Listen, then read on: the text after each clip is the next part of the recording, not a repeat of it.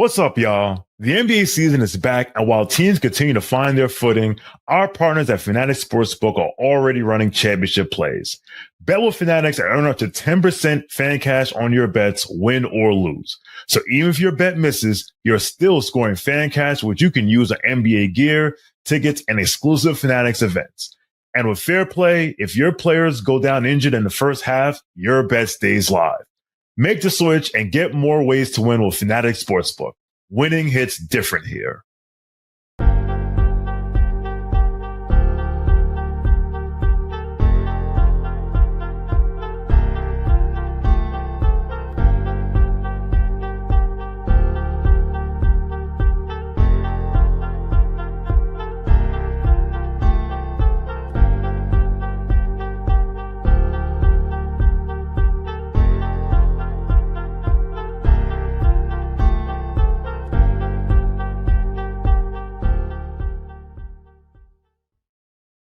Okay, welcome to the Knicks Film School Postgame Show presented by FANATICS Sportsbook. It is your boy, Jonathan Macri, here to talk to you about a frustrating loss, a loss that is going to give us a lot to chew on and even more to complain about.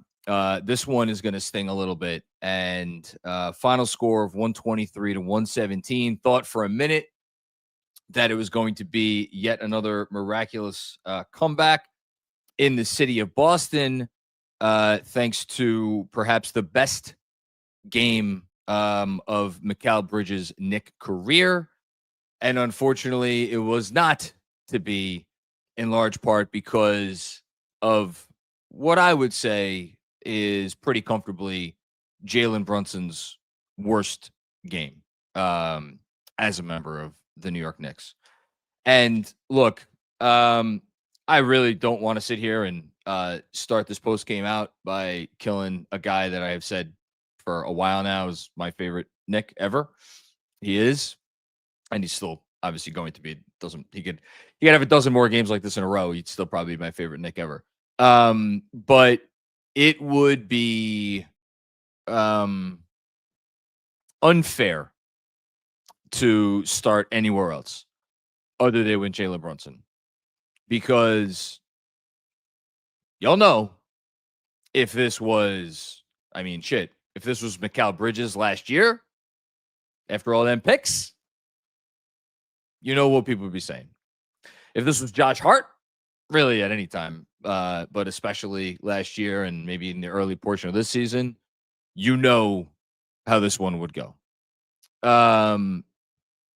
If this was, my Lord, if Karl-Anthony Towns just had the game that Jalen Brunson had, I don't think I'd get any sleep, because the super chats would just keep me up all night with trade proposals, with is there a pitchfork or a torch emoji available? Does YouTube have that? Because people would have certainly made light of that, in addition to just every expletive known to man. And we're going to get to Cat, because Cat, his numbers ended up really good. Cat is not without fault in this game. You could argue that the game turned because of some Cat stuff there in the second quarter, and he had another not so great moment in the second half with what a time for a behind-the-back dribble. But I can't sit up here and kill Cat tonight. The guy had 29 points on 19 shots, and defensively, he was no worse than anybody else. That's for sure. No, this has to be about Jalen Brunson. And, I want to make very clear that nothing that I'm saying right now, or nothing that I will say, or that is going to get brought up tonight, changes what he means to this franchise, changes how he is an MVP candidate, changes the fact that he is, in all likelihood, and should make an all-NBA team. But, again, just got to call it like it is. It's the worst game of Jalen Brunson's Knick career. He's had some bad ones. He's had some rough shooting nights. You even look at the field goal attempts, 6 for 21, not that different from the other night against whoever the hell they just beat, Toronto, when he was 6 of 19. This one felt 180 degrees different from that. That game, it felt like even though he was missing shots, he was still in command of the game. He was still the engine of the offense. Good things were still happening because of everything he was doing. Tonight felt the opposite of that. Tonight felt like a game where Jalen Brunson did not have it going. And instead of perhaps trying to get others involved, and I know he had 11 assists. I got it. Trust me. And that's a nice number. But it felt like he kept trying to get himself going on a night when he just it did not have it. And at some point, it really started to hurt the Knicks. And yet, his offense tonight was not the least of my issues. I actually, like, if there's going to be anybody in the history of the Knicks franchise that I have watched in 30 plus years that I would say, like, has the right to, if he is 6 for 19, take the 20th field goal attempt. If he's 6 for 20, take the 21st field goal attempt. It's Jalen Brunson. He has the right to do that, you know? So, like, I can sit here and criticize him for that. And I'm sure people will. I'm not losing an ounce of sleep over that because Jalen Brunson, we know what he's going to do in the offensive end. The part that was frustrating, and I can't really blame Jalen Brunson for this, which is the troubling part, is that we were reminded again of the limitations of a defense with him on it against good competition, against real competition, against competition that has a head coach, the likes of Joe Mazzulla, who is not going to give any fucks. You want to talk about a head coach? You thought Tibbs was bad? Joe Mazzulla might give less fucks than Tibbs. And if he sees an advantage, if he sees a paper cut, he will go at that motherfucker with a hacksaw. And in Jalen Brunson, at least since the day that Joe Mazzulla took over as Celtics head coach, no team in the league has been as consistently merciless at targeting him. Yeah, they've gone at Cat too. We all remember the Jason Tatum pick and rolls with Cat and drop that made us want to pull our hair out. Like that, pull our hair out. That was bad. It was really bad. But with Jalen Brunson, it's almost as if Mazzulla takes a special joy in how his team is able to just go at Brunson again and again and again and again with on these switches. And it's funny because the Knicks for years avoided the switch famously. And then they finally gave into the switch last year, more with Cat than with Brunson, but they gave into the switch during the playoff series. It spooked the Celtics just enough. It spooked their record-setting offense just enough to keep the Knicks attached in those first couple of games, if you call being down 20 attached. And then we know what happened in the fourth quarters of game 1 and 2. But even then, it's not like the Knicks solved that problem. It's not like they were like, oh, we solved how to defend the Celtics offense. They were up by 20 points in both four quarters. And then we know what happened over the rest of that series. So this has always been an issue. And I thought Joe Mazzulla, I have to think he took special pride tonight. It's like, all right, you want to switch willingly? I got something for y'all. And boy, did him and his guy, Jaylen Brown, have something for the Knicks. And it was painful. And it was painful to watch. And it was so bad that when Jaylen Brown came into the game, and we're going to get to Bridges in a minute, I promise, they put Mikal Bridges on him. But in the NBA today, that's why there's no such thing as a shutdown defender anymore. There's no such thing. And like, is Mikal Bridges the best at getting around screens and staying attached to his man? No, he's not, which is why he has moved off the ball this year and why his defensive emergence has happened, is because he's not guarding the ball as much. But even I thought he was staying attached to Brown pretty well when they were coming and setting those screens in the fourth quarter. But Brunson was staying and he was putting 2 on the ball. And this happened 3 or 4 times down the stretch there when the Knicks really needed a stop. And it was like he might not as well not have even been there, because Brown still got off the ball so easily. And then it was just a 4-on-3 situation, and the Celtics hit their threes. But it was like Brunson didn't have an effect there at the point of attack, putting 2 on the ball. He couldn't get back in the play. And then on the rare occasions where they didn't switch Brunson into the action throughout this game, Brunson inevitably ended up on Walsh, Jordan Walsh, who's carving out a hell of a nice NBA career for himself. All of a sudden, and Brunson couldn't keep him off the glass. Jordan Walsh, 4 offensive rebounds tonight. I would wager you that most, if not all of those, came with Jalen Brunson in the vicinity. So,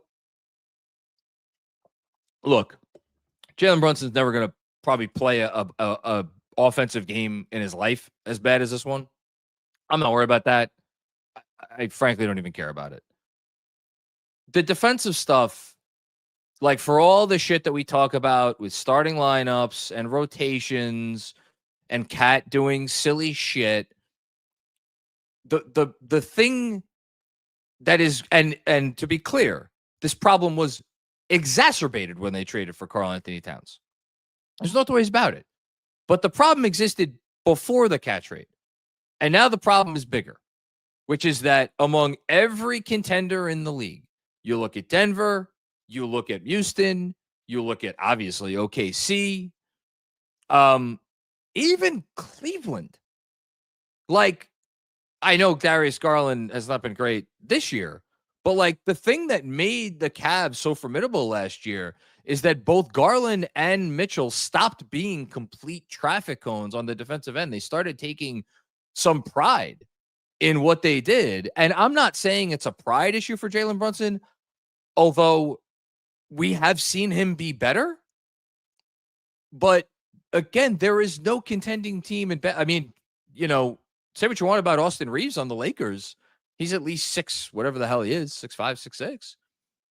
No other team has this problem with a guy that has a target as big on his back and as brightly painted red as Brunson. And tonight, I think, was probably the first reminder of the season of, look, if a team wants to go after it, they're just going to go after it. And there's nothing the Knicks could do about it. There really isn't. Now, I will stop there, and I will say that the reason why I am not going to lose too much sleep over everything that I just talked about, for as much as I do think it is a big picture, long-term issue, and it has been, the whole time, is because when OG Anunoby is on the floor, it makes all the difference in the world. When you pair OG Anunoby with Mikal Bridges, even if you hunt out Jalen Brunson and you get Jalen Brunson into a disadvantageous situation, when you have OG in help, plus Mikal Bridges in help, there are very few teams that can react and shoot and play make to the degree that you need to be able to beat that. And the Celtics, give them credit, they hit all the shots they needed to down the stretch. But again, there was no OG on the floor when OG is there. Now, are there teams that are still going to be good enough offensively to even still get at you there? Yes. Especially when Cat's on the floor? Yes. Although, again, I didn't have a problem with Cat's defense tonight. So I'm not about to go there. But so big picture wise, when OG is back, pair him with Mikal, you're going to mitigate these issues to some extent. But tonight was just, it hurt. It hurt watching our guy who we love, who we prop up, who Mike Brown said after, I forget, one of the last 2 games. I think it wasn't the last game, because the last game Brunson didn't shoot well. It was the game before that he should be mentioned in MVP conversations. Like, this is the reason why Jalen Brunson's never going to be even in the top 3 of MVP, because there are 2 sides to the court. The defensive metrics are what they are. There was a chart going around Twitter today.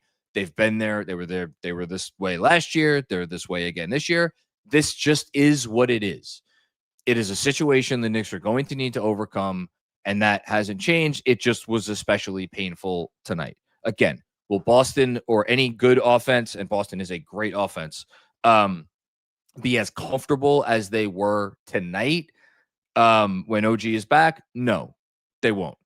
But it is. I mean, and it's like, and again, the extra frustrating part is I was listening to the pregame, Andrew and Noah, great pod, but between them and Noah asked Andrew, was like, oh, so Jalen Brunson, I know he's not like one of your stronger defenders, but is he just like, does he fight? Does he battle?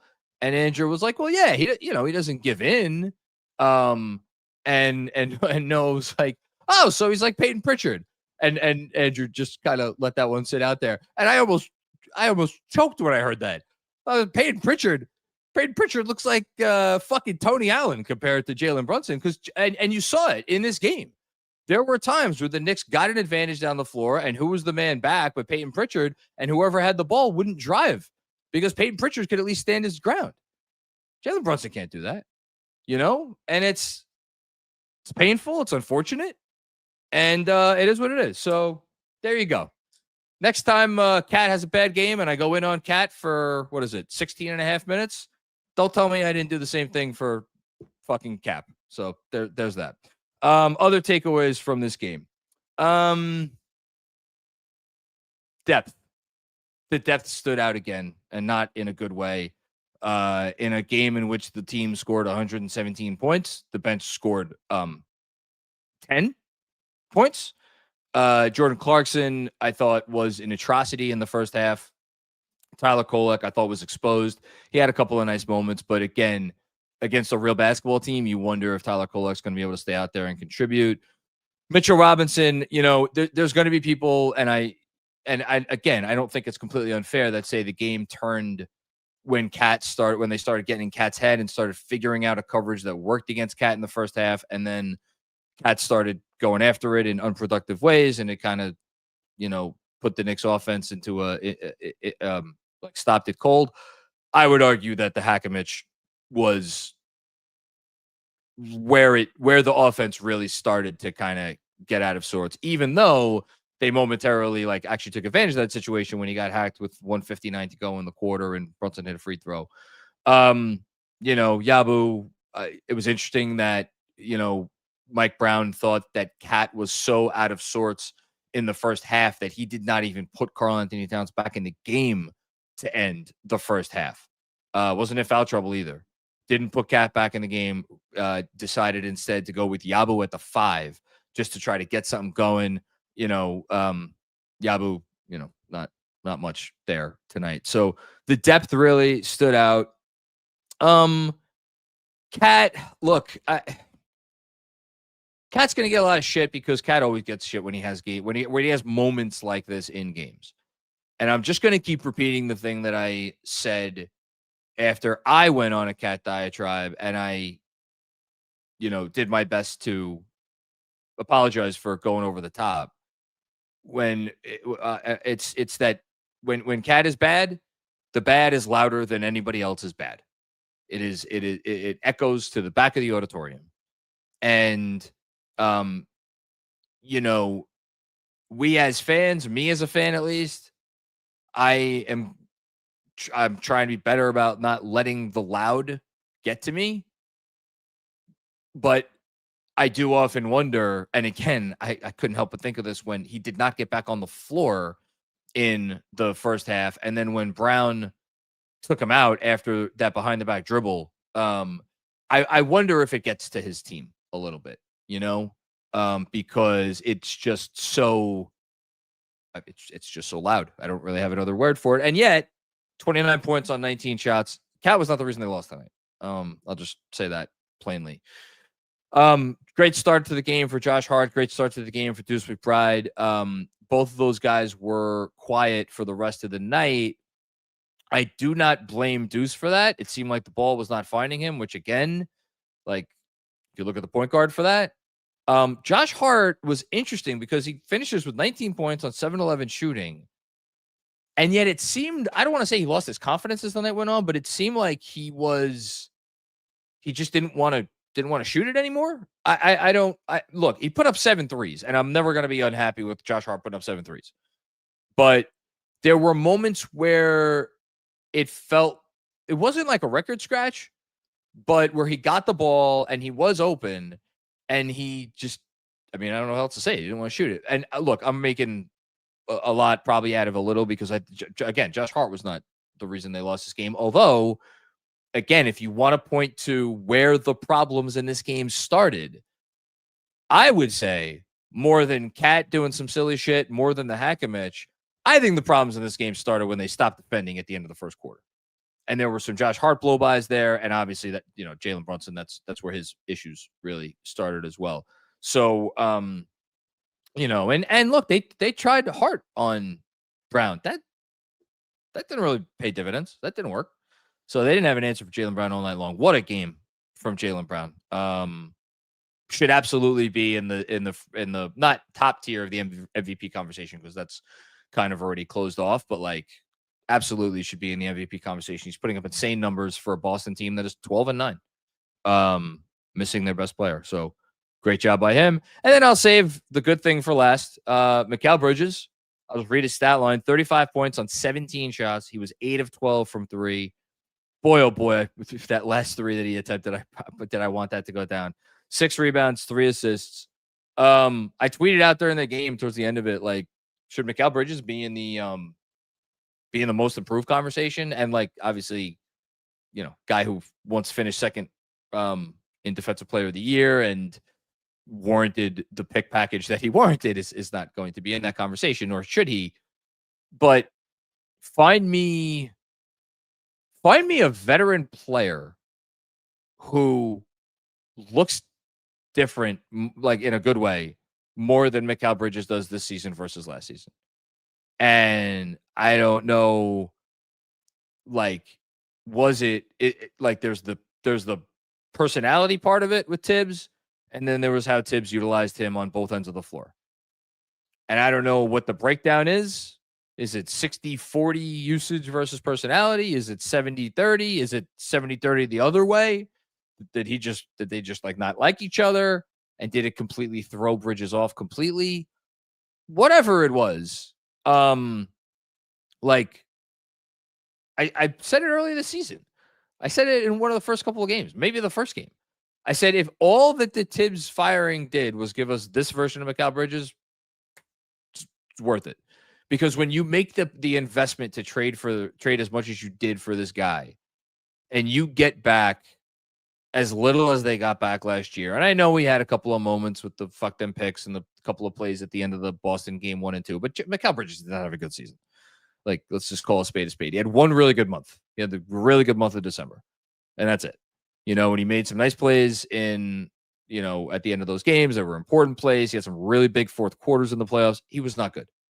Not by his standards. He was not good. Now, you could turn that around and say, well, why was he not good? Because he wasn't being used properly, which, you know what? Amen to that. Because he wasn't. What we're seeing from him now, this is how you use Mikal Bridges. And I think because he's being used properly on defense, and because he's been given a little bit more to do, or excuse me, used properly on defense and being given a little bit more to do on offense, and is being used properly on offense, I think all of that's adding up. And we're seeing a guy that, again, I don't, at this rate, I don't think the Knicks are going to get a second All-Star. I think it's a fun conversation to have, which is the second guy that they should get if they got a second one. So, that's really it. I don't really have anything else to say about this game. Again, frustrating, annoying. It's going to seem like the sky is falling because of how they lost, because of the big picture stuff that isn't going away. And because, like, this team is going to, again, start to get a little bit of a reputation of, like, okay, wake me when they win a game against a good team that is playing well, and I don't want this season to turn into that, but it is, I will tell you right now, the response to the negative response to this game will outweigh the positivity of the 4 wins that came before it. And I don't think it's going to be close, and they could win the next 2 games after this against Charlotte and Utah. And if they lose to Orlando, it's going to be even more to that degree. That's what happens when you're a contender. That's what happens when you go all in. And here we are. So on that note, I did it again. Let us go through our best bets of the night. So as you'll notice, we have rebranded this. This used to be betting and sweating. Betting and sweating is now officially reserved to the video picks that a different person does before every game. It was Mentz's turn tonight to do his betting and sweating picks. I believe it will be Sean's turn for tomorrow's game. So these were just our best bets. I was off tonight, so our best bets were Sean with the W took Sean, I was about to say Sean Hauser. Sam Hauser to make over 2.5 3-pointers. Of course, Sam Hauser shot 66% from three, but only took 3 attempts. And so this did not hit. Deuce McBride over 2.5 3-pointers made for Jeff. That one hit, although by the skin of its teeth, because he got 3. Good job by you, Jeff. And then Josh Hart, Andrew took over 9.5 rebounds. Josh Hart only got 7 rebounds. There's a lot of things that we can chew on in this game. Another thing, the Knicks tonight should have dominated the glass because the Celtics are one of the worst defensive rebounding teams in the league. And they got out-rebounded 38-34 and same amount of offensive rebounds, which is inexcusable. Knicks only got 11 offensive rebounds tonight against this Celtics team. That's bad. That's really bad. Credit to the Knicks for getting some turnovers out of the gate, but the Celtics cleaned that up. You figured that would happen because they're the Celtics and they turn the ball over less than any team in the league. Yeah. All right. Let's do it. Kevin is telling me we got a bunch of super chats before the end of the game, so we will start there. Shout out to Kev on the 1s and 2s, by the way. Baltimore Corey, you think the Knicks wore their black jerseys tonight so that Jalen Brown's hairspray won't stain them? Well, listen, the guy might be on his way to an All-NBA team and getting some MVP votes. Maybe, I think, has Jalen Brown ever gotten MVP votes? I'm going to look that up. For the first time in his career. The hair thing is what it is, and he's got to live with that. Jalen Brown has never received an MVP vote. That's what happens when you're on the same team as Jason Tatum. Well, I got news for you. He's going to get a few this year. Thanks, Baltimore Corey, for starting us off. Ron Tequila 21, what's going on? This L is on Mike Brown. Of course it's on Mike Brown. Mike Brown shot 6 for 21 from the field and couldn't defend fucking, I don't know, ragdoll. Call a damn timeout in the second quarter. Get Deuce and Josh back in. Gave up 37 points to Jalen Brown and G Leaguers for no reason. Yes, Mike Brown gave up 37 points to Jalen Brown and G Leaguers. So a couple of things, Ron. I love you, Ron. Watch some basketball around the league. This basketball team that the Knicks played tonight is a real team. They have the 4th best offense in the league that will probably move up to the 3rd best offense in the league after tonight. Although the Knicks were in 3rd and the Knicks scored 117 themselves. This is a damn good basketball team. It's as well coached a team as any team outside of Miami.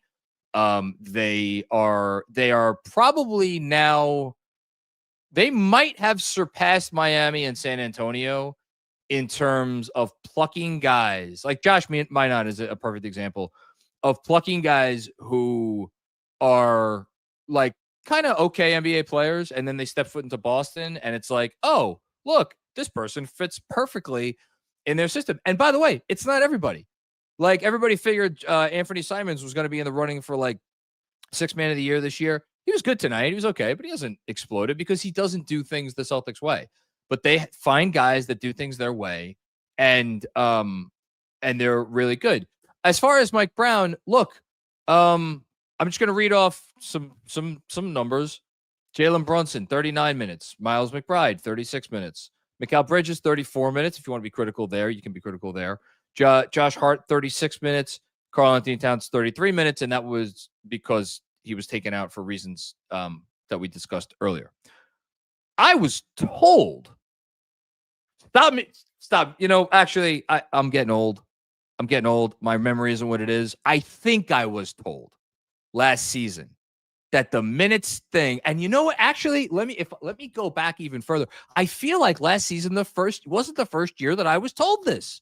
I feel like I was told this the year before, and the year before that, and the year before that, and the fucking year before that the minutes thing was a problem. So excuse me, Ron, you can't give me the stuff, call a timeout and get these guys out of the game. The Knicks have a depth issue. We know the Knicks have a depth issue. The whole thing of this season was, hey, we're not going to chase wins as much as we used to chase wins. We're going to play the bench more, even when it means things aren't going well. Well, guess what? That might have resulted in a loss tonight.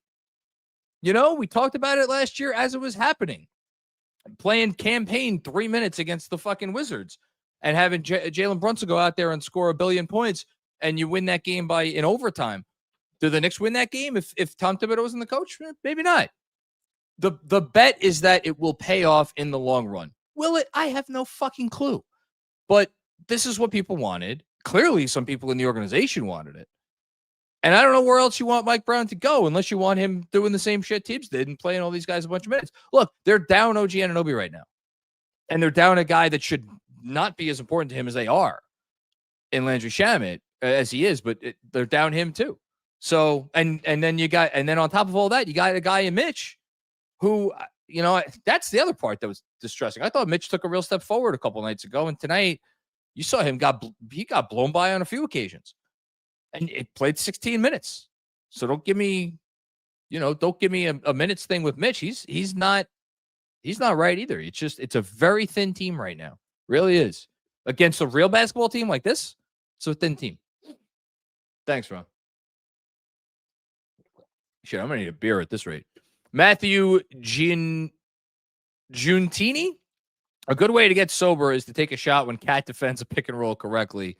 JB getting abused on defense. Yeah, there were some usual. I mean, and look, maybe this is on me that I've gotten so used to the Cat pick and roll stuff that it's, you know, but for my 2 cents, I did not think it was as bad tonight as it can be, where there are games where it is just really an atrocity. Where it stood out the most, and it felt like this was a big point in the game in terms of momentum, was those consecutive baskets.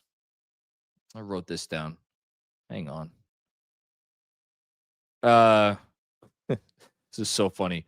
Cat unstoppable was my first note on the second quarter. 12-0 Boston run was my second note. Cat unraveling, third note in the second quarter. Yeah, I think I may have just put it into chatnext.com. I think it was in the second quarter, but there were a couple of consecutive baskets where Cat was just like you got to guard, man. And it wasn't great. But again, might not have been a lot of plays, but the ones that he's involved in are allowed. And the other thing, and this is becoming a trend, where teams have I don't even know if I would consider Keita a lob threat. I mean, this guy's been awesome this year. But like when teams have that in their bag, it has become very easily for teams to go to that lob. Feels like early in games especially.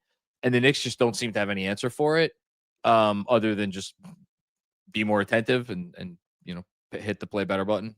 Anyway, thanks, Matthew. Riyadh 92, extremely poorly reffed game tonight. It felt... Yes. I thought the refereeing was very bad, in particular in the second quarter. It was... And look, I'm definitely not giving Jalen Brunson a pass. I am wondering, is that why he had the night that he did? Because the refs got so in his head, it was the one play in particular where Mitchell Robinson got the technical because it was the Knicks' second delay of game warning, and before it was clear that was the call, Mike Breen assumed that Jalen Brunson got the technical, and the reason he assumed that Jalen Brunson got the technical was because just a few plays earlier, Brunson had the ball stripped on a play that looked very, very, very much like a foul. And there was no foul call. And Jalen Brunson, you look up tonight, he got 3 free throw attempts tonight. I would be shocked if there was another game, forget this season, in recent years, where Jalen Brunson got to the line 3 times on a game where he was involved in as many confrontational, it was a DJ Zulo word, confrontational plays as he was tonight. This is all to say, was the refereeing good? No. Was it bad? Yes. Am I giving the Knicks a pass? No. Thanks, Riyadh. Riyadh with another one. Cat bags packed from Milwaukee already. I was wondering, what would I have said? I should have said it over under, and I should have told it to Kevin before the show started. Over under on how many super chats until we get to the first Giannis either illusion or outright reference. I probably would have actually said it probably closer to 10 because this game had a lot to chew on. What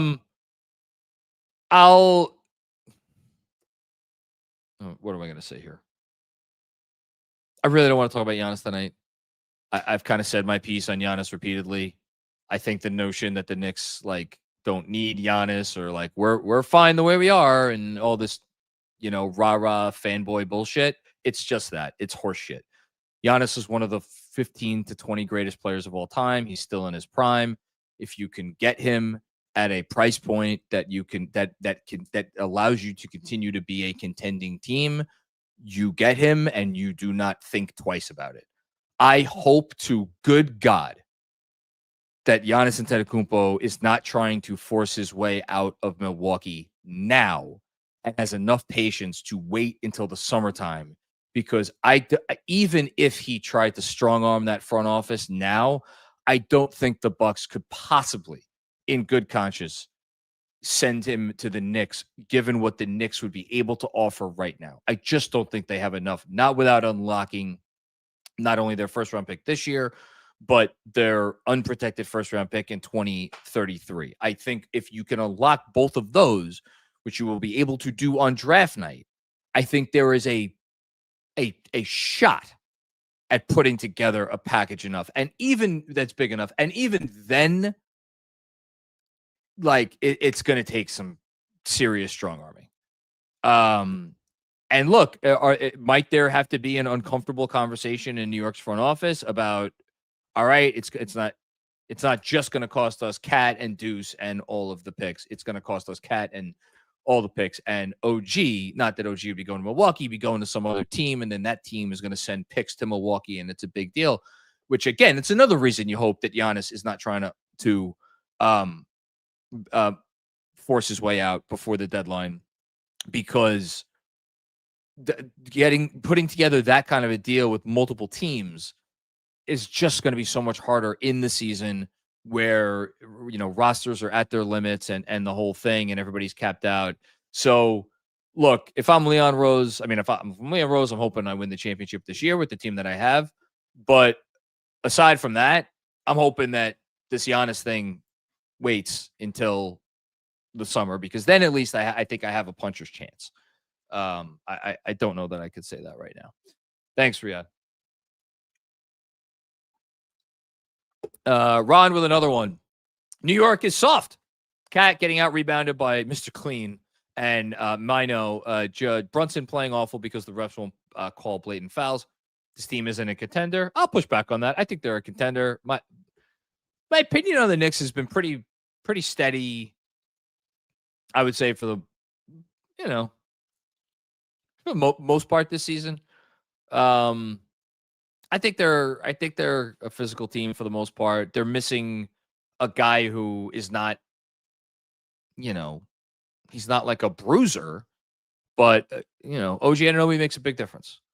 As far as Cat on the boards, look, Cat wasn't, what do you have, 7 rebounds tonight? Yeah, it's not good enough. Cat wasn't great despite his stat line. Brunson was atrocious. I'm not going crazy about this one. When they get to the finals, if they get to the finals, they're gonna have hell to pay. With again what those West teams are going to be able to do to them, that I just don't think any East team. If Cleveland really can't get out of its own way, I just don't think there's a team in the East that's going to be able to punish them to the degree that they would need to be punished, that they wouldn't be able to overcome. Would it be a perfect series? No, but they're going to be able to overcome their issues against any team in the East. Again, assuming Cleveland is just not going to be Cleveland this year, and assuming Detroit doesn't make a trade. Thanks, Ron. Ron with another one. Ron's on fire. I'm done with this team. Can't beat real competition. All right, what time is it? Tuesday, December 2nd, 11:20 p.m. Everybody make sure you put this down in your notes. Ron Tequila, done. He's done. Done. JDM. I don't mean to laugh, Ron. I'm sure you're a lovely person. I am bothered by the lack of doubling Brown. Mikal should have been on him since the opening tip. Hart got torched. Okay, so let's talk about this. I don't. So you saw what doubling did. You saw what doubling did in the fourth quarter, and I would argue that no team in basketball is better at responding to outright double teams than the Boston Celtics. They have had so much experience with this over the last few years because teams didn't know how to guard them. So teams were just doubling, and that's what they want you to do. They want you to double. You know what they don't want you to do? Traditionally, they don't want you to switch because that stops the machine. Only now they have Jalen Brown playing the best fucking basketball of his life, and they're fine now with the machine stopping because he is on one. And again, there is a difference. There is a difference when the machine stops and it's like kind of a mismatch. It's another thing when the machine stops and it's Jalen Brown looking at, the juiciest piece of turkey on Thanksgiving. So I don't know that doubling's the answer. As far as putting Bridges on Brown from the opening tip, here's the thing. They're going to screen him off. So then you lose Bridges, number one, guarding some other threatening Celtic, and they have other threatening players between Pritchard and White, and I think there's a reason that those guys did not go off early. And then the other part of it is you lose him as an active help defender on the play, because once he's kind of screened off, it takes away his ability to kind of be, that attacking help defender. Tonight, it was probably the wrong decision. I'm just saying this is one of those things where I think there's two sides of the coin. Obviously, Brunson or Brown going to town on Brunson like he did, it got to the point where it was demoralizing. So maybe for that reason alone, you try to go to it earlier, and whether it's, and if you get the switch, you try to scram at it. There's different creative ways to try to handle this shit that we saw against them last year in the playoffs, and I think we'll see again. They just weren't very good defending tonight. They just weren't good. Thought they came out, defended a little better at the beginning of the third, and of course the Celtics start hitting shots. But it's tough. They don't without OG especially. Not a lot of great answers. Thanks, JDM. Bill Peterfriend. What's going on, Bill? This game was very concerning. Trend developing against physical teams. Yeah, this is what I thought we were going to get a lot of. We have major issues with them, and this was before the OG injury. Fixes. I mean, getting OG back is the biggest fix by far. That's a big one. Playoff intensity for 48 minutes. I thought the Knicks came out. It's hysterical that I sent this tweet out during this game. But I actually thought the Knicks came out at the beginning of the game and were had a lot of defensive intensity. It helped that they were making a million shots, but I thought the Knicks came out and really defended out of the gate. I was really impressed with how they defended, and then that just seemed to go away. And I'm not really sure what there is to say about that. But we have seen them ramp it up. We know they can ramp it up. I mean, I don't think that there's some magical, that's the thing about last season. Everybody, because they played and dropped the whole year, everybody was like, well, there is a fix. Mix it up schematically. And they did that. And it helped them beat the Celtics in the playoffs. I don't know that schematic thing is going to exist this year. And the bigger, and if you want to get really worried, we're all just assuming that Mitch is eventually going to be Mitch again, defensively. If he's not, then that's a major issue because he is just a massive part of their team. And that's really, honestly, Bill, that's probably the other thing. Get OG back and get Mitch back to looking like Mitch. Because if you inject 2 all NBA level or all defense level players into your rotation, where right now there are, well, Mikal is playing at an all NBA level. So if you have 3 all NBA level or like roughly all NBA level players in your rotation, you're probably going to be able to survive the stuff that we're talking about here. As far as like the physical team stuff, I actually thought that again, this is going to sound crazy because he had moments tonight that were really not good. I thought Cat had some moments where he handled the Celtics physicality well. I thought his post-ups were pretty good for the most part. I know he missed one that missed everything. But I thought he had some good ones down there around the rim and had just, showed some degree of patience on some of those possessions. But then they're offset by the possessions where it's just like, come on, man, what are you doing? And you just hope that trend continues in the right direction. But, and look, Brunson will be better. He'll be fine. He was an atrocity tonight. Thanks, Bill. Travis Robbins. What's going on, Travis? Who listens to a game commented by Reggie Miller and says, this guy is awesome. Can he do more games? I listened to the NBC broadcast in the first quarter, and then I was checking on chatnix.com, and somebody mentioned that the game was on MSG, and a terrible job by me. I completely forgot that it was on MSG. I switched right over, so I only listened to Reggie for the first quarter. How does he have this job? Worst part is I have to watch the camera pan past Clyde and Breen. Look, Reggie's an acquired taste. I think there are certainly color guys that I would rather listen to, and I think the national broadcast has done a really good job with getting some of them. I think Legs has been great. I think Vince Carter's done a nice job.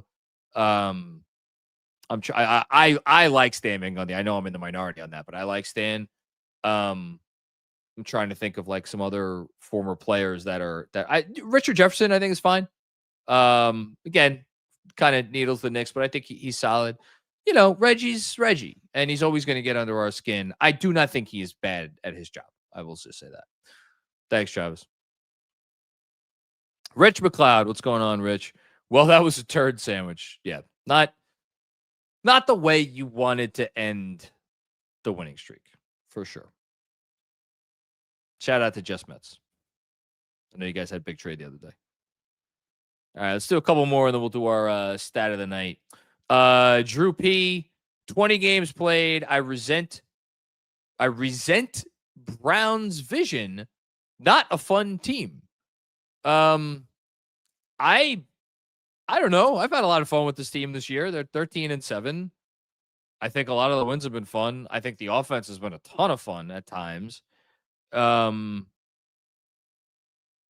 Most of the time, actually. I've had a lot of fun watching Jalen Brunson up until tonight. I don't know what you want. They played like shit tonight. And their best player played the worst game he could possibly play, and their second best player was like not what you wanted. And they're hurt and they're thin.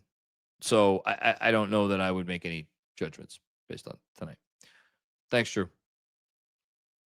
I am AK Legend. What's going on? I need Benji or DJ to tell me what the Knicks could do better when Cat is on the court without JB. F Boston. Well, look, it's not going to be reflective. Look, that lineup at the beginning of the second quarter, it's like the third time I've used this word, but it's the only word that I could think of that fits, was an atrocity. It was really, really bad. Tyler Kolek, I thought was really, it just didn't look good. And it was Cole. I want to make sure I get it right. I'm pretty sure it was Kolek, Clarkson, Deuce. Yeah. Kolek, Clarkson, Deuce, Hart, and Cat. So what you have out there with Karl-Anthony Towns are arguably the four closest approximate. Well, Kolek is obviously a point guard. And then Clarkson, McBride, Hart, you have your three other closest approximations to a point guard, to a ball handler. So I think that's the gist, is you put all of that collective ball handling on the floor with Tyler Kolek, who is a point guard, although it's funny how often you get these possessions, and we saw, look, Deuce did not have a bad game, but like, every time he turns the ball over and it's a live ball turnover, and I think that one led to a basket or a foul, and like Kolek is on the court, I think a lot of us are just like, why is Kolek not handling the ball there if it's just initiating the possession? So yeah, that was frustrating. But you see what Brown is trying to do. I do wonder, do we need Bridges out there just to get a little bit of extra juice, a little bit of extra, a guy who can make a shot late in the clock, another guy who, can comfortably drain a corner three? That's the other problem. And I think part of the problem with those lineups, and it hurt them a couple times tonight, is Clarkson. I mean, I don't know what the exact he's hitting like 15% on corner threes right now. It's really bad. And that's going to bounce back. So yeah, it was really bad tonight. On the year, the Knicks, do with this what you will, but I'm pretty sure this was coming into tonight. The Knicks were outscoring teams by 5.5 points per 100 possessions with Karl-Anthony Towns on the floor and Jalen Brunson off the floor. And how's this? Identical in terms of efficient offense and efficient defense. 118.8 points per 100 possessions. That is a 69th percentile offense. And then giving up 113.3. That is a 69th percentile defense. Not going to make the joke. And yeah, they're just like the offense. They do everything good to really good. Like, they don't turn the ball over. The one thing those lineups don't do is they don't get to the line. And then defensively, they're really good at keeping teams off the line. They're really good at defensive rebounding. They're good at forcing turnovers. Teams just happen to hit a lot of shots against them when they do get those opportunities. But for me, I think it's I'm sure Benji and DJ can throw some suggestions your way as far as like specific sets or play calls or things that they could do to get to juice the offense in those times. Frankly, I think the bigger issue is on the defense. And I don't think, like, I can tell you right now, Tyler Kolek and Jordan Clarkson in the playoffs, they should never be on the floor together ever. Defensively, it's just not tenable. So, yeah. Thanks, I make you a legend. Joseph Milio, what's going on, Joseph? Poorly coached game, I thought. Yeah, man, I sensed a lot of Brown angst throughout the night in the chat. I wasn't sure after the game that we saw that he was going to be getting this much hate, but look, you give up the run that he gave up in the second quarter, you're going to catch shit for it. So, poorly coached game, I thought, but the two possessions down after Mikal Bridges made it 113-110 were brutal. JB needs to feed the hot hand there. Gross possessions. Okay, so after it was 113-110, I think one of them, Brunson, went for a little runner. And it was again, it was a good look, but you could say all of his looks tonight were good looks. Yeah, Brunson misses driving floating jump shot, and then after Brown, and then he missed the other floater. Yeah, it's bad. Yeah, again, if you want to get on Brown for the second quarter and letting it get out of hand like it did and keeping like Clarkson on the floor for as long, I get it. I get it. He's trying to preserve his guys. And he's trying to trust these players that he has on this roster because, who should I go with this phrase? Who is a really good six man? Dante DiVincenzo ain't walking through that door. He knows that this is going to be his bench for the whole year. And so to come into, this team, and obviously a lot of people are looking for him to, play the bench more and trust the kids and the whole thing. I wonder if there isn't a balance he's trying to strike here. between that and the minutes thing. But look, the game got out of hand and yet my favorite words, and yet the thing got really out of hand at the end of the second quarter when most of the starters were back in, because this game was actually well,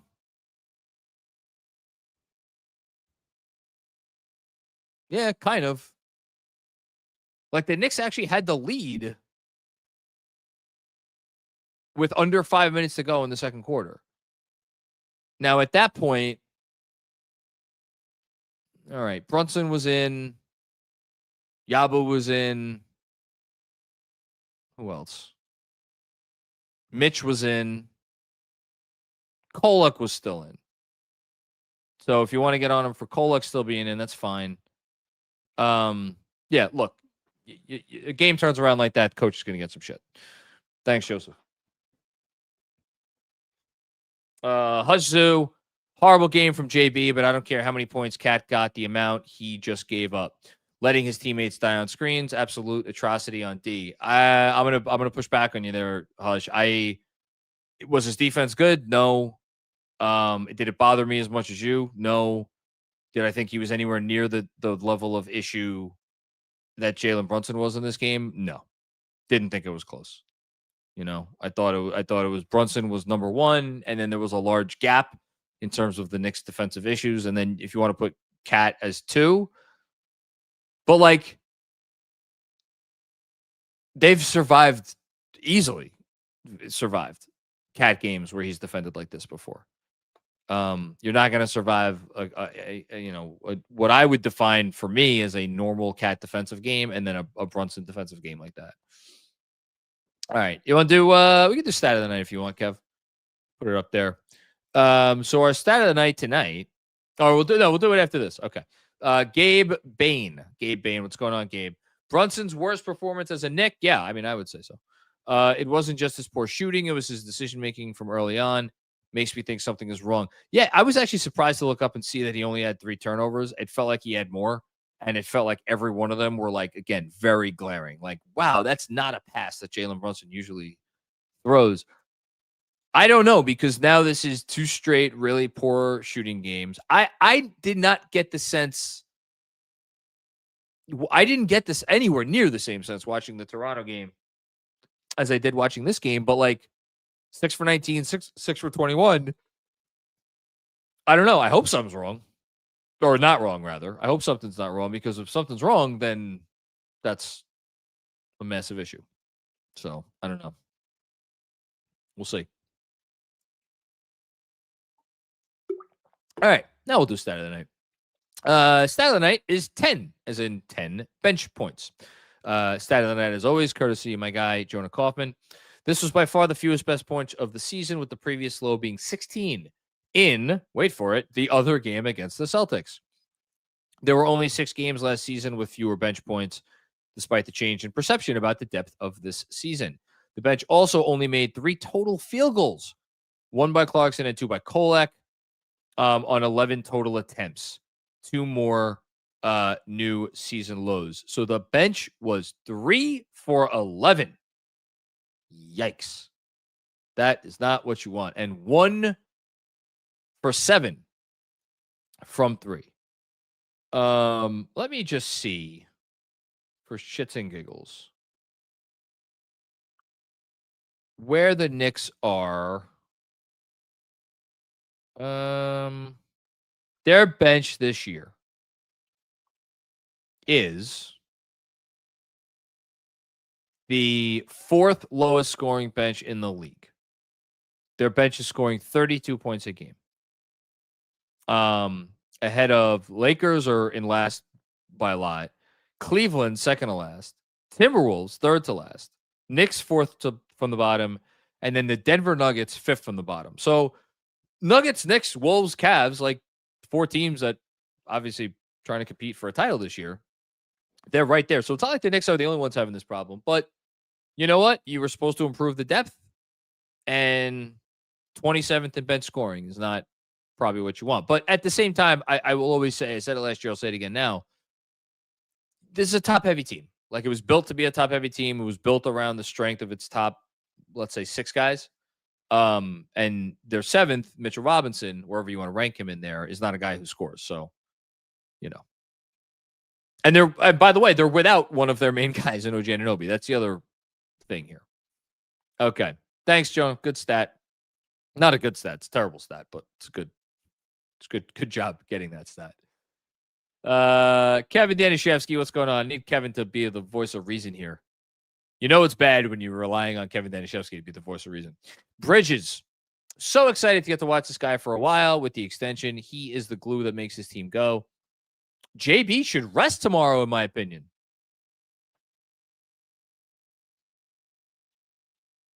Kev?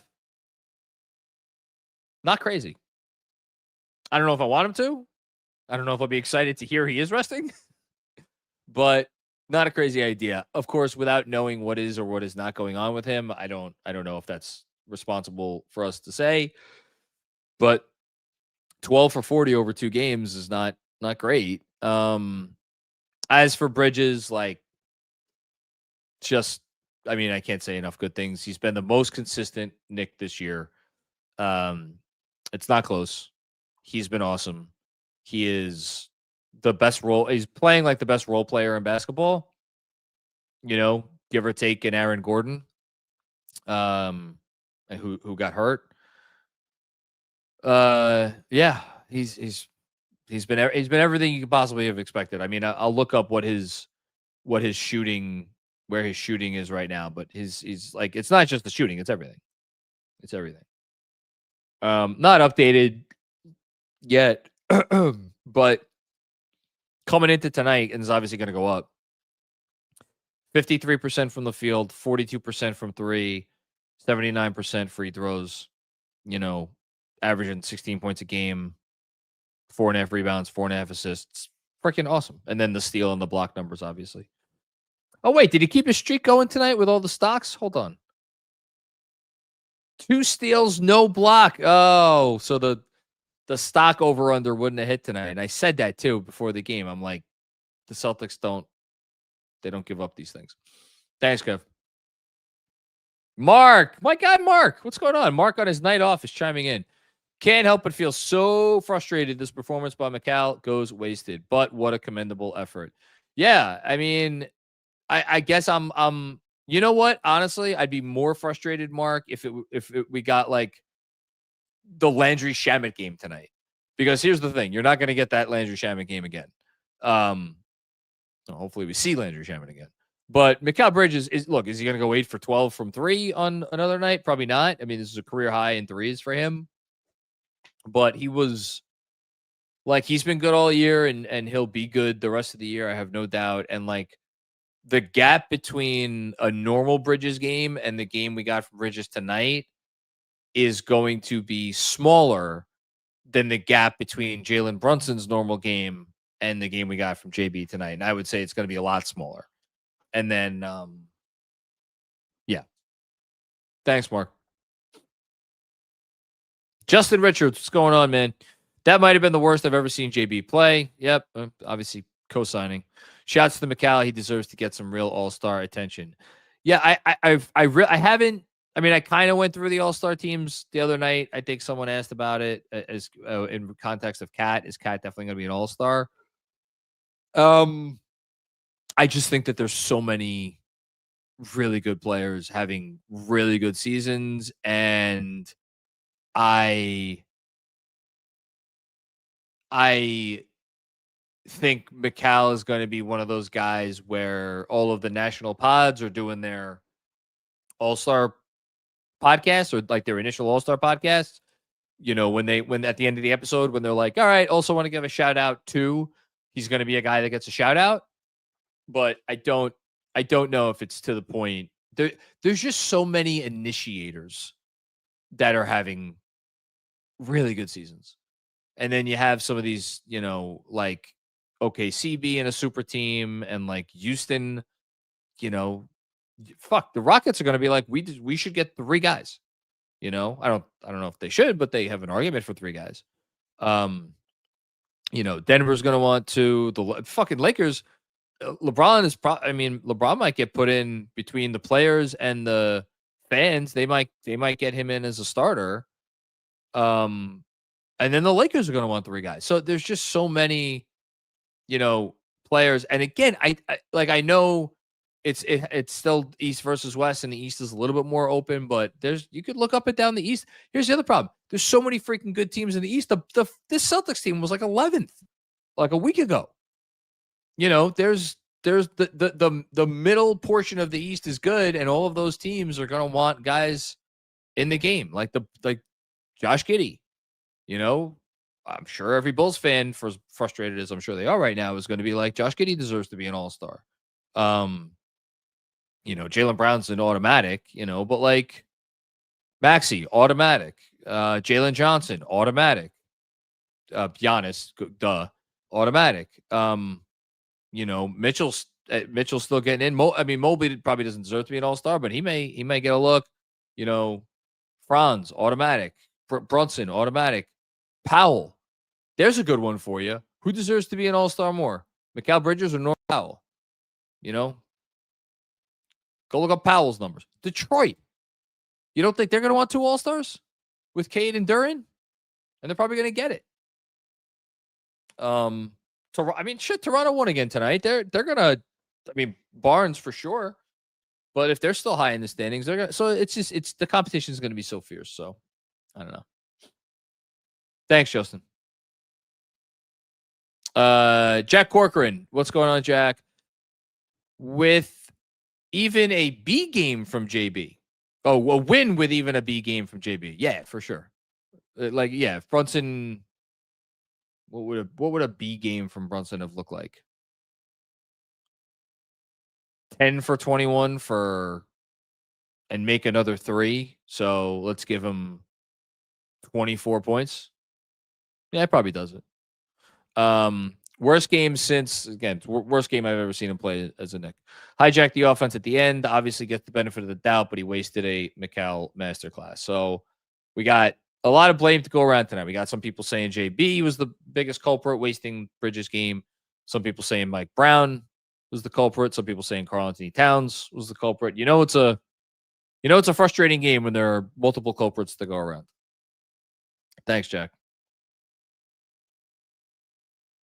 Oscar Long, what's going on, Oscar? Is it fair to say Mikal should have gotten more than 33 minutes tonight? It's the one thing you look at, and I wonder if it was because Brown thought he was going to have to lean on Bridges more in the second half, and specifically in the fourth quarter to guard Jaylen Brown. So he was trying to conserve his energy, but I have him at 34 minutes for whatever it's worth. I don't know if it makes a difference. So again, there were a lot of times last season where we'd be talking about 2 minutes, right? The difference between 38 and 36. Now we're talking about 2 minutes the other way, difference between 34 and 36. So, I just, this isn't the stuff I get worked up over personally. I didn't get worked up over it when it was too many minutes. I'm not going to get worked up over it when it's too few minutes. I just, the guys that are out there need to be better. That's all there is to it. Thanks, Oscar. Dan Hidalgo, what's going on, Dan? It's been fun watching Bridges get his swagger back. Yeah, man. Yeah, because he had swagger coming from Brooklyn. And then it got beaten out of him in expeditious fashion. But he's got it back. So that's great. And listen, if you're killing Brown tonight, again, what's the thing we always did with Tibbs, or I did a lot with Tibbs. If there were things you were critical for of Tibbs in a given game, I would always be like, hey, look at the bigger picture. Help resurrect the franchise, brings you stability, the whole thing. If you're critical of Brown tonight for some of the decisions that he made, be thankful that he has brought out this version of Mikal Bridges, right? Thanks, Dan. Phamawa? Phamaw? I don't know if I'm pronouncing that correctly. Number one, I don't ever want to see Kolek in the backcourt with Jalen Brunson ever again. I'll get back to that one in a second. 2, should have started Mikal on Brown. We talked about that already. Again, it's a fair point. I understand why he didn't do it, but it's a fair point. And then 3, Mikal should shoot more, period. I mean, that's not his game. It's just never going to be his game. I'm trying to think his high shot attempts as a Knick, I'm guessing was the Spurs game last year. Let me see if I'm right. And I would guess he shot it probably 23 times in that game. Let's see how close I came. It was the Spurs game last year. He shot it 25 times. Okay. Yeah, he's only taken above 20, at least 20 field goal attempts in a game. He did it 6 times last season. And this season, I would not be surprised if this was actually his high of the year.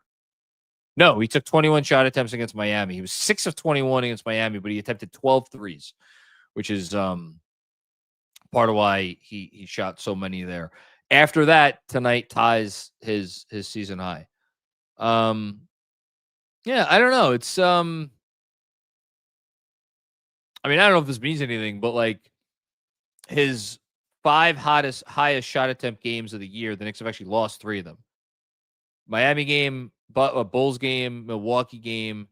Then he went 8 for 17. Actually, sorry. If you include tonight, they've lost 4 out of 6. They beat Memphis. He was 8 of 17, and then they beat Miami in that crazy Landry Shamet game when he was 6 of 21. I don't think that means anything, but I do think he is not a guy that's comfortable shooting it a ton. As far as Kolek and Brunson in the backcourt together, that one I'll give you. That I noticed it in the moment, and I was like, why? And the only thing I could give you is he was trying to keep minutes down. Because otherwise, like, at this point, this is not a compliment. Man, this is pretty damning of Jordan Clarkson. At this point, defensively, I think Kolek is better than Clarkson. Like, you really don't want to be there, but that's where we are. So it really just has to be a minutes thing. You didn't want to overextend, McBride, I guess, or Mikal or whatever. It felt like a lot of Kolek, but again, you look at the bench tonight and you're like, what did he actually play these guys? Played Clarkson 23 minutes. Kolek 15, Robinson 16, Yabu 8. Yeah, I really did not like Clarkson tonight. Really did not like Clarkson tonight.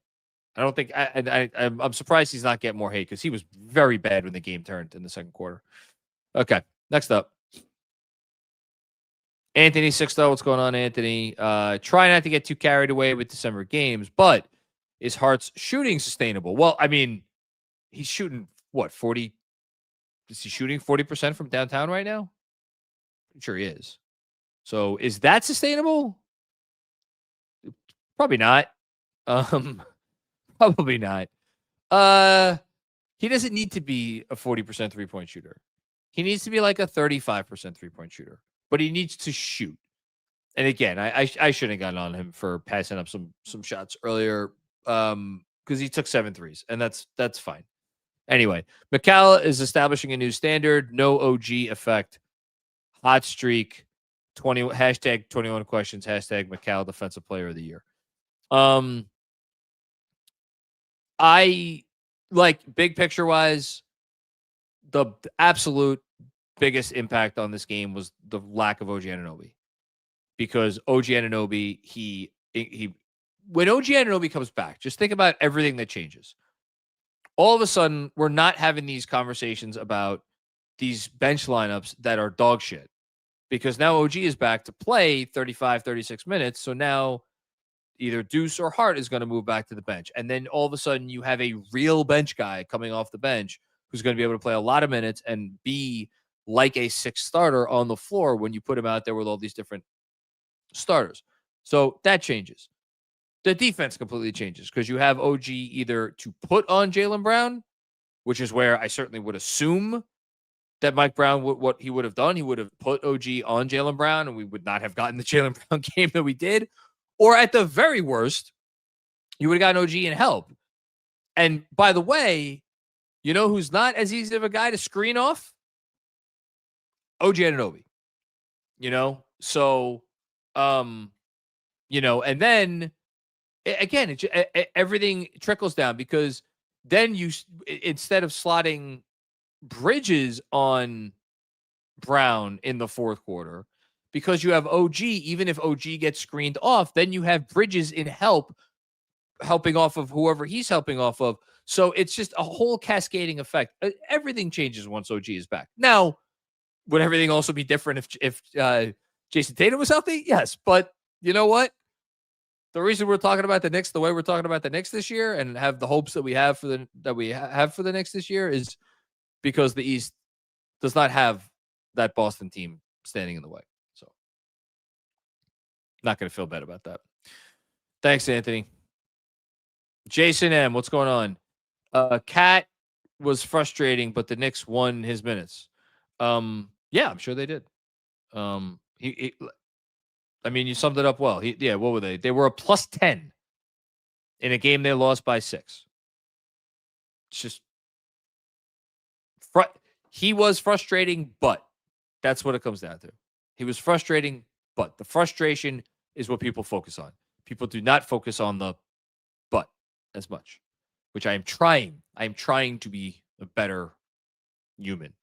So that's why I'm trying to focus on the. That's not going to come out right. I'm just going to stop talking. Okay. Thank you, Jason. Kevin Danishevsky with another one. How specifically do you think the Knicks should address depth? Of course, Kev, as he always does, almost the end of the post game, and he wants me to analyze all 29 other fucking teams for a trade. With Mitch moving to the bench, I think I'm on. With Mitch moving to the bench, I think I'm on going and getting a backup wing. Got it. Marshall, ? Meaning Najee Marshall from the Dallas Mavericks.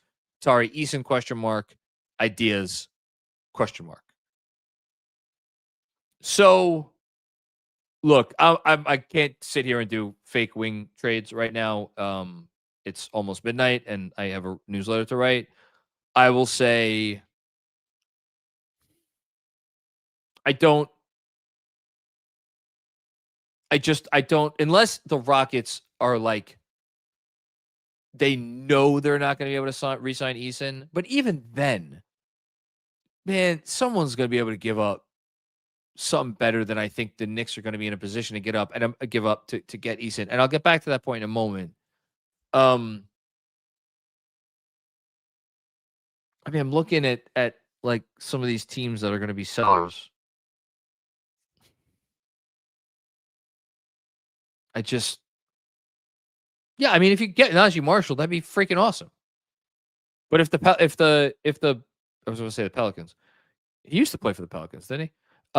If the Mavs make him available, like, isn't someone giving them a first? Like, even if it's a late first for Najee, like, is the Wizards pick going to get it done? Hey, I gotta stop saying Wizards pick. It's Wizards picks. It's going to be picks. If the Clippers blow it up, is there anything there? I know there's been talk about Nicholas Batum. I'm sorry. I just going out and getting a guy who is literally in the last year of his NBA career. He's already said, I'm pretty sure that he's going to retire after this season. I don't know if that's where I want to be. People are going to bring up Keon Ellis. We already saw that ship sail, I think, with Mike Brown once. I'm not sure we need to see it sail again. As far as wings go, you might just be looking at Najee Marshall. And again, I don't know what they're going to want. The thing that I will say more generally, Kevin, is let's go nuts and let's say that they could get Eason and that the Rockets were willing to move Eason. And fuck it. Let's go really nuts and say that they didn't even want Deuce back or they didn't need Deuce back. Like, let's say they just don't value Deuce with pride that much as Knicks fans do. But you have to give up the 20, I always forget which one it is. It's the 2031 No, it's the 2032 swap. Yeah, it's the 2032 swap. That's the swap that opened up this past summer. Unprotected 2032 pick swap and the Washington picks. I think that's all they could trade right now. At that point, I think that essentially eliminates your ability to put together a Giannis package this summer. Because and again, maybe this is just me. I don't know how NBA front offices think, but I think distant, unprotected pick swaps have like 85% of the value as distant, unprotected first round picks. Because what are you trading for? You are trading for the potential of the golden ticket. You are not trading for the pick. You are trading for the potential that becomes one of the very few picks in any given draft that you actually care about. So, which is why if you're the Bucks and you're trading Giannis, like that's what I want. I want those distant, unprotected draft assets. And I'd be curious what the conversation would look like in New York's front office. I'll next time I talk to Fred, I'll ask him, because I think it's an interesting discussion. But anyway, thanks, Kev. Robert Cross, what's going on? Robert, first time, long time. It's your boy John. Softball for you here. Oh no, I'm always afraid of a softball. Softballs could be deceiving. Remember the end of what was it? What was that movie? Rowan Gardner, Rookie of the Year. Yeah, Rookie of the Year, where he lobs the ball up and the guy strikes out. Are the Knicks legitimate title contenders as presently constituted? Oh, God. I mean, I think they could get to the finals. And if you could get to the finals, anything can happen. A turned ankle, ill-timed bout of dysentery. So I'm going to say yes, because I do still think they should be favored in the East, especially with how Cleveland has looked. And if they're healthy, I'm just not going to pick the Pistons over the Knicks, or think that the Pistons should beat the Knicks if the Knicks are healthy. With the Pistons as presently constituted. Pistons make a move, then come talk to me then. Thanks, Robert. Knicks forever. What's going on? We need to add some size. Is that a possibility? I mean, anything's possible. Isn't that what Kevin Garnett said? Yeah, sure. It's possible. I don't know. What size do you want to add? Do you want to add another center to the team? Because I don't know where, like, how much, what minutes is that person getting? Are they getting Cat at the 5 minutes? Are they taking that away and you're going to slide Cat more to the 4? Like, I think ultimately, and I should promote this. I'm going to have John Schmilk, my buddy John, who obviously covers the Giants, but is a massive Knick guy and used to have a Knick podcast. And we've had many, many, many, many conversations over the years. We're doing a live show on Knicks Film School YouTube tomorrow morning at about 10:15, I think. And we're going to go through our biggest questions a quarter of the way through the season. Spoiler alert, I will have a Mitchell Robinson related question very, very high on my list, because we don't know what the Knicks medical staff knows. Like, I've poked enough fun at the whole injury management bullshit for a lifetime, so I'm not going to do it now. But like, we have no idea what they know. As far as like, is this just what Mitch is now? Are they hoping that this will get better? If so, why and how? Is he a 17-minute a game player from here on in? Like, we don't know any of these things because they're not obviously going to tell us. So the Mitchell Robinson piece of this hovers over everything. Literally, it hovers over the entire roster. It hovers over everything that they do, because if Mitchell Robinson, guess what? There's an argument to go back to that starting lineup. But he's not right now. So, I don't know how to answer this question, because I don't know what Mitch is. As of right now, would I spend whatever capital I had on like a significant, like a center that would actually play rotation minutes here? I Again, I don't even know what that rotation would look like.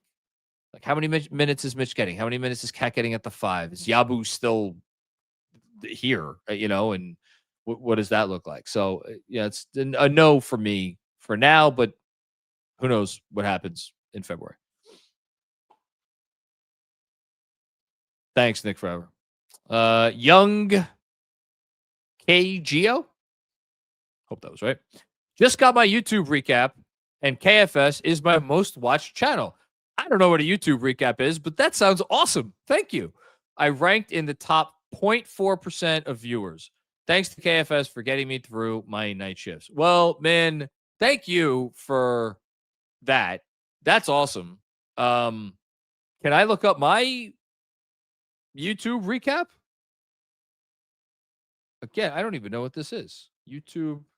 Kevin, do you know how to do this? Yeah, Kevin doesn't know how to do this.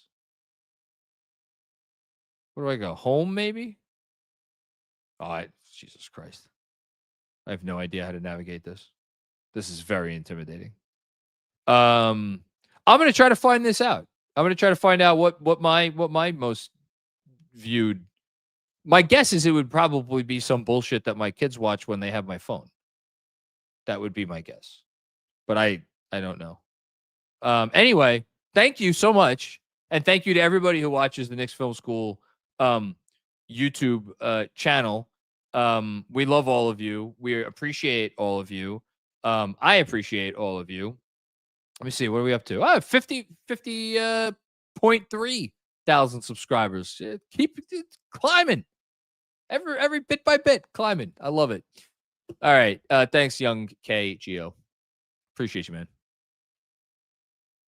PQ5761. What's going on, man? Brunson was absolutely atrocious on both ends. God, I hate that. I hate that this is the theme of the night. I hate that I had to spend 17 minutes talking about it at the top of the show. I love Jalen Brunson. We love Jalen Brunson. Jalen Brunson's awesome. Jalen Brunson saved this franchise. He just had his worst game as a Knick. It's tough. Hope it doesn't happen again. Once was enough. Thanks, PQ. Mr. McBagels. What's going on, Mr. McBagels? I just got some bagels at the store today, and now I want a bagel. I'm not sure if I fully understand what the Mike Brown system is, but JB's habits demanding his shot goes against Brown, asking for him to be more off the ball. I think both can work. I think we've seen both work this season.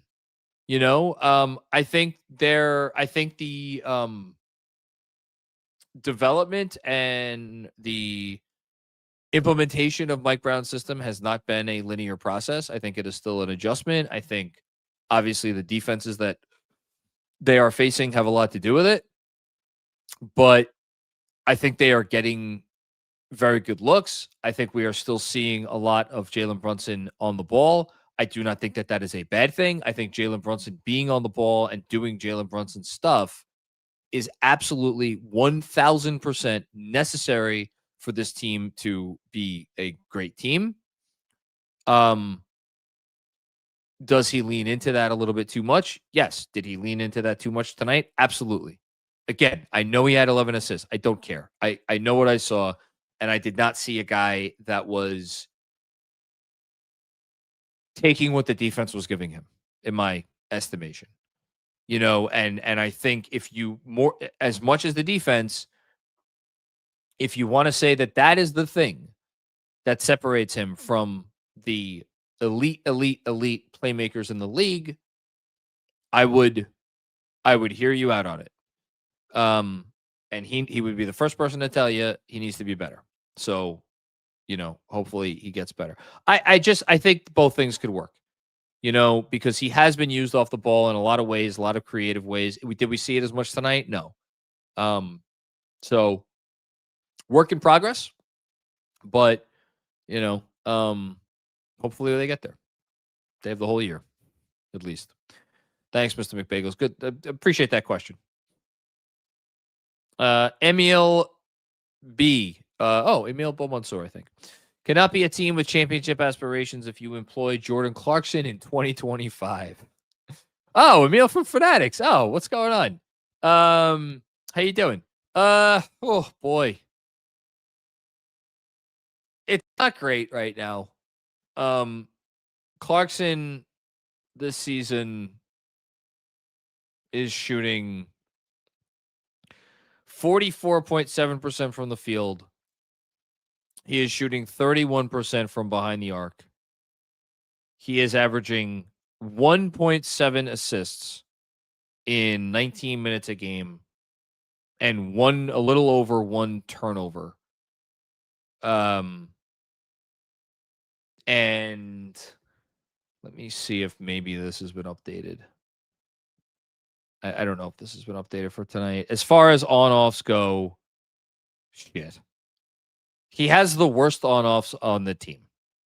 The team is 11.9 points per 100 possessions worse when he plays, which, to translate that into something that actually has meaning, according to NBA.com, when Clarkson is on the floor, sorry, it's taking a little bit of time, but I think it's worthwhile.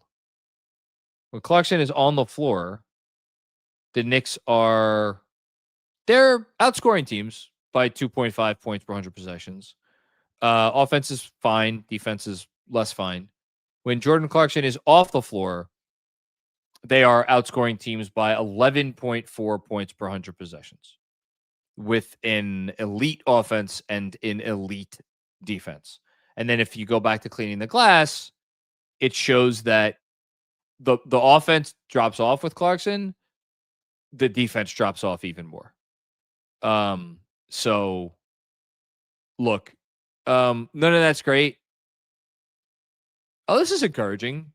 Brunson is actually at the point now where the defense is the same, whether he plays or not. That's a great sign. That's a really good sign. And the offense is worlds better when Brunson is on the floor. Not tonight, obviously, but usually. Can Jordan Clarkson still play basketball in the year of our Lord 2025 for a team that wants to win a title? I think he can in the regular season. I know he's not shooting it yet. I have to believe that the corner three will come around. I really hope it will, because if the corner three does not come around, then he's just he's just not playable. He's barely playable now. You know, he's barely playable now. He's shooting 32% on threes overall. He's shooting 18 going into tonight. I think this was. Yeah, going into tonight, he was 5 for 28 on corner threes, and I think he missed 2 tonight. He missed 2 threes tonight. I don't know if maybe both of them were from whatever it was. It's not good. You know, it's not good. Here's the thing, though. He's been great at the rim. He's 28 of 40 at the rim. That's elite. That's really good. And he's shooting 54% from floater range. That's really good. He's not taking long twos, which has always been an issue for him. So that's good. It's just the you know what? I'm gonna go back. I think Clarkson is going to be fine. I think he's going to start hitting threes, and once he starts hitting threes, he's going to be fine. The defense is bad. It needs to get better. He's probably playing too many minutes right now. 23 minutes is way too much, Jordan Clarkson. For 14 minutes a night, though, can Jordan Clarkson help you win regular season basketball games in 2025? If you're a title contender, I believe that he can. Final answer. Thanks, Emil. Ron with another one. All my rational thoughts leave when we lose. Hey, at least you admit it. Listen, I've had a lot of irrational thoughts on here over the years. Shit, over the last month, I've had some irrational thoughts. But I'm trying not to be irrational tonight. I don't know. Kev, how many more we got? After 3. Oh, okay. Or after Ron, we got 3 from Robert Cross. All right, so I'll save my closing thoughts till after Robert Cross gets his irrational thoughts out of the way. First time, long time. It's your boy John. The Knicks gave up too much for Voltron. Write that in your newsletter. So what? They gave up too much for like this team? I mean, they gave up what they had to give up. Well, you know what? not to be that guy, Robert, but you got to be a little more specific. What didn't you want them to give up, and for who? Because they weren't getting Bridges without giving up all of the stuff. They certainly weren't giving up Anunoby without giving up what they gave up, and I still think that trade was a great trade for them. And they weren't getting Cat without DiVincenzo. This wasn't going to happen. So, I don't know. I don't know what you wanted them to do. I don't.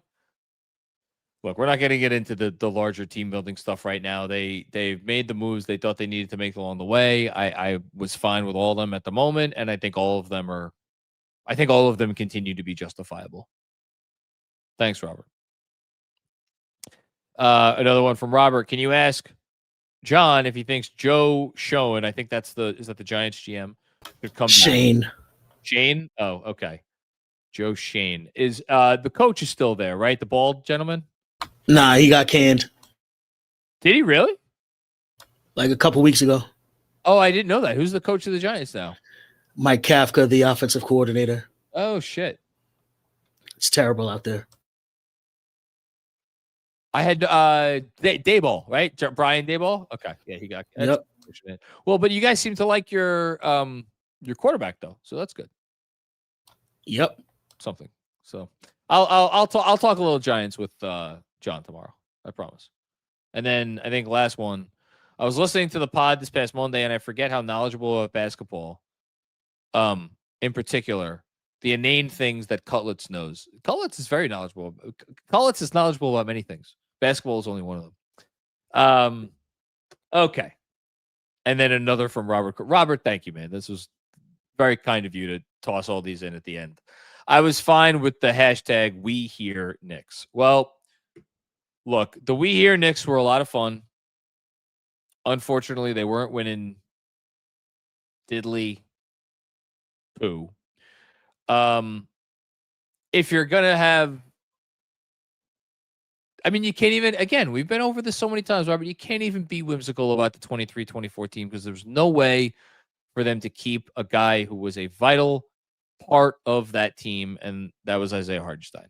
So once the Thunder decided we want you, that was it. All those hopes and dreams that you had went out the window. And now we're here. And where is here? Here is after a very bad loss to the Celtics on this night, but it is not a night when all should be considered lost. Mike Brown probably could have had a better game. Karl-Anthony Towns probably could have had a better game. Mikal Bridges could not have had a better game. Jalen Brunson could not have had a worse game. OG Anunoby, I hope wherever he is resting and just resting. Maybe doing some light jogging. I don't know. But if you add all of those things up and you factor in that, yes, there is still a trade deadline. And yes, the Knicks do have arguably the most creative front office person in the league working for their team. All is not lost tonight. I promise you. This was a rough one for a variety of reasons. Should not cause anybody to lose sleep. I know that's hard, but that's how I feel. They'll be better. Playing Charlotte tomorrow hopefully will help, as will some home cooking. I will be back with you for that post game again. Check me out. Oh, we got one more. Thank you, Kev. I would not have noticed without your pointing. One more from Robert Cross. We're going out on this. I am into alternative realities like the Choose Your Own Adventure books of my yesteryear. Funny story, Robert. I was in a bookstore years ago. My older daughter was like 1 at the time. She was nowhere near reading. And I picked up a box of Choose Your Own Adventure books in the hope that someday I would be able to enjoy them with my daughter. I tried to read them with her once, like a few months ago, because I'm like, she's 9 now. She's old enough to enjoy these. And she wanted absolutely no part of it. I may give it one more try, but it was like, these are books that were like reproduced, but they were originally written in like the 50s. And it just didn't go anywhere. And I was so disappointed. Very rarely do I ever have moments where I'm like, I wanted this as a parent, because I don't I have no wants or needs as a parent. I am a slave to these children. But that was one of the very few things that I was like, you know what? I kind of wanted this as a dad. And then the fact that I didn't get it was a reminder that parenthood is just an unending siege of giving with very little in return. Robert Cross with another one. My vague Voltron metaphor has to do with the robot is only powerful if all the different pieces are together. I think these pieces can come together, Robert. I really do. I think these pieces can come together. They didn't come together tonight. That's because a guy that I made the argument for 2 weeks ago or 1 week ago, or whatever the hell I made the argument about OG Anunoby being the most important Knick. What's the most important piece of the Voltron? Is there like a center part that holds together the head and the arms and the legs? If there's the center part, I think you could argue that the center part is not missing. So right now, the Knicks are just arms and legs and a head. They're going to get him back, I promise. And your precious Voltron is going to be fine. Okay. Is that it? I think we're finally done. I think Robert has finally run out of steam, as have I. Thank you, everybody, for watching another episode of the Knicks Film School Postgame Show presented by our good friends at Fanatics Sportsbook. Check me out tomorrow. Again, 10:15 roughly with John Schmeelk. We'll have a good conversation as always. Also, we got a fresh episode of my NBA podcast, NBA Takedown, tomorrow at 12. We're doing a fun bit on that. We're going to be playing GM of the Atlanta Hawks, which I think are one of the most interesting teams in the league. As my wife, man, talk about right on fucking cue. I'm going to read the text that I just got from my wife. Izzy peed the bed. That's why she's in our bed. I'll deal with it in the morning, but I don't want to move her or lay in there. Parenthood, folks. Anybody out there that doesn't have kids, go run out there right now, wife or husband yourself up, and just start pumping those motherfuckers out because it is the gift that keeps on giving. Let me tell you. All right. We'll be back with more fun and games tomorrow. I will see everybody soon. Peace out. Must be 21 or older. Gambling problem? Call 1-800-GAMBLER. Connecticut, call 888-789-7777. Massachusetts, call 800-327-5050. New York, call 877-8-HOPE-NY. Maryland, visit mdgamblinghelp.org. Not available in all states. Terms apply. See the Fanatics Sportsbook app.